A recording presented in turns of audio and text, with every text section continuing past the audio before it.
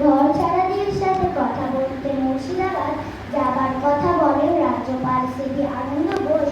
তৃতীয় বিশেষ বিশেষ খবর হলো ঘূর্ণিঝড়ের সঙ্গে ঝড় বৃষ্টি চলবে। বাংলার ভারী বর্ষার কোনো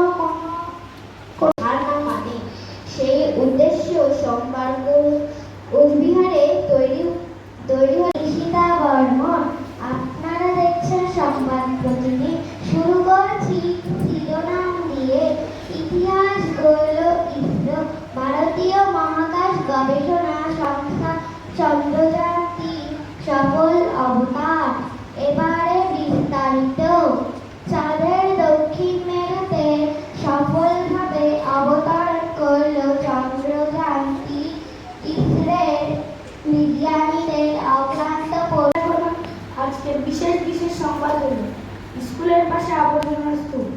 স্কুলের রাস্তার ধারে আবর্জনা স্তূপ। মাঝে মধ্যে পড়ুয়াদের নাকে রুমাল দিয়ে যাতায়াত করতে দেখা যায়। আবর্জনা অপসারণ নিয়ে উদাসীন প্রশাসন। বিস্তারিত সংবাদ।